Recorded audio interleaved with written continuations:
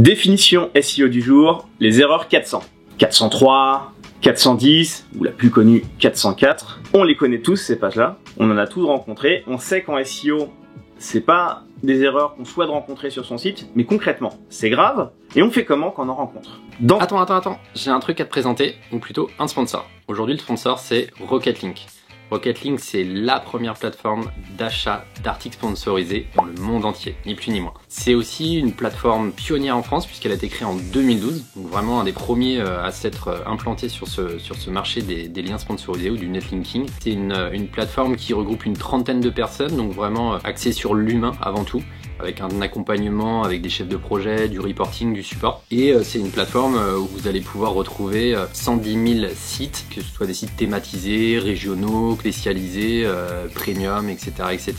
Donc vraiment un gros catalogue pour pouvoir acheter des liens. Et c'est une entreprise qui est très axée tech pour le coup, avec pas mal d'outils qu'ils ont mis en place, Rocket Link AI, Rocket Link, le plugin Rocket Link plutôt, Rocket Link Benchmark, tout un tas d'outils et de services qu'ils ont mis en place pour leurs clients pour à la fois trouver les bons spots, savoir si c'est des spots qui sont faits pour vous, et surtout vous faciliter la recherche dans un catalogue où il y a plus de 110 000 spots au total, que ce soit en français ou dans des langues étrangères.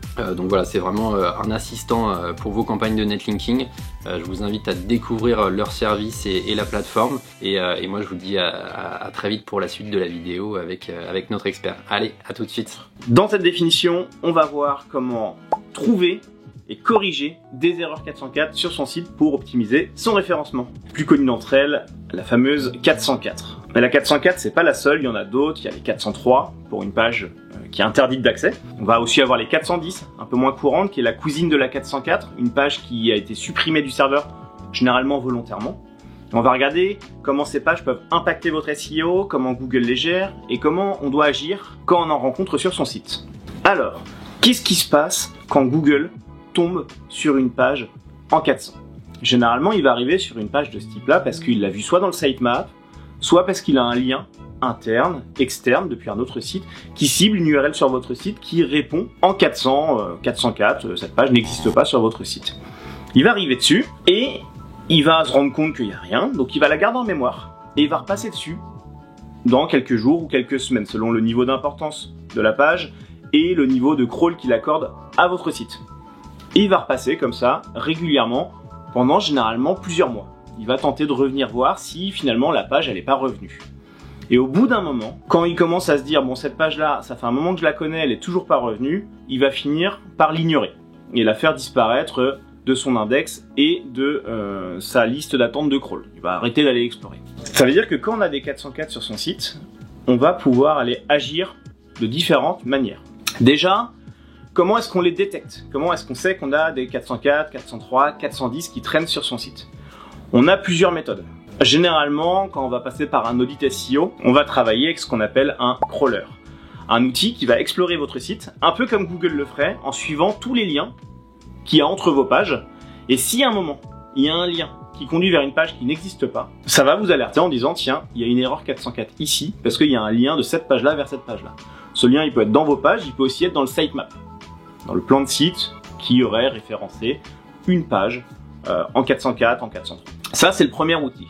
Deuxième outil, c'est la Search Console, solution gratuite que vous pouvez installer pour votre site, dans laquelle vous allez avoir un rapport d'indexation des pages et Google va vous remonter les pages en 403, 404, 410 qu'il a découvert. Et en cliquant sur le détail de chaque page, il va dire tiens, cette page-là, je l'ai découvert par ici. Ça peut être un lien interne, ça peut être le sitemap, ça peut être un lien externe, il va nous le dire aussi. Comme ça, on va pouvoir aller lister toutes les erreurs que Google rencontre et les chemins qu'il a trouvés pour accéder à ces pages-là. Une fois qu'on a cette liste, comment on fait? On a deux problèmes avec ces erreurs-là. Le premier problème, c'est quand on a des liens qui continuent de les cibler sur notre site. Parce que tant qu'on a des liens, Google va continuer de se dire tiens, il y a un lien, donc il se passe quelque chose derrière, je vais aller suivre, et il va continuer régulièrement dans la durée de venir voir ce qui se passe, et il va perdre du temps sur ces pages-là. Ce temps-là, qui va passer à explorer une 404, il va pas le passer à explorer vos bonnes pages sur le site. Donc si vous mettez à jour une page, si vous publiez des nouvelles pages, elles vont mettre toujours un peu plus de temps à arriver parce que vous avez du temps qui est consacré à explorer des pages en erreur. Ça, c'est toujours un peu dommage. Ça peut être plus que dommage quand il y en a beaucoup. On peut avoir des situations où votre site, dans sa configuration, il vient générer beaucoup de 404, beaucoup de 410, et Google va consacrer beaucoup trop de temps à les explorer, et il arrive même plus à voir vos pages utiles. Donc là, ça devient même un problème grave pour votre référencement. Il y a un deuxième problème à ça, c'est la question de l'autorité de votre site et de la distribution de la popularité interne. On parle de PageRank. Google va distribuer la popularité par les liens. Si vous avez un lien sur votre site vers une page en 404 et que vous avez 100 pages au total sur votre site, il va continuer d'accorder 1%, si on simplifie, de la popularité à la page en 404. Autrement dit, cette popularité, elle est jetée à la poubelle. Donc, première étape, on va aller corriger les liens internes. On rencontre un lien qui cible une page en 404, eh bien on va le modifier si c'était une erreur, faute de frappe, des choses comme ça, ou bien on va aller supprimer ce lien-là puisque la page elle n'existe plus derrière. Ça c'est la première chose. Google finira par ignorer ces pages-là. Mais si la page en 404 qui existe a été remplacée sur votre site par une nouvelle URL, on va pas forcément attendre que Google l'oublie, on va aller la rediriger en 301 vers cette nouvelle pour dire à Google, je sais bien, il y a une page qui a disparu ici, mais regarde maintenant, elle a déménagé à cette adresse.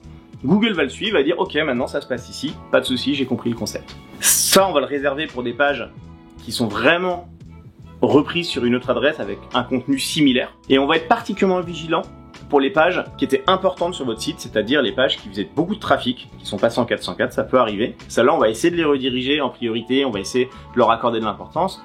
Et même chose pour les pages qui recevaient des liens externes, parce qu'elles faisaient rentrer de la popularité sur votre site. Et on va essayer à minima de la rediriger cette page-là pour récupérer ce PageRank vers d'autres pages. Et voilà, maintenant les erreurs 400 n'ont plus aucun secret pour vous. Vous saurez les détecter et les corriger quand vous en rencontrez sur votre site pour améliorer votre référencement. Moi je vous donne rendez-vous dans d'autres vidéos pour aborder d'autres concepts du SEO dans la chaîne Comprendre pour progresser sur Abondance. À bientôt!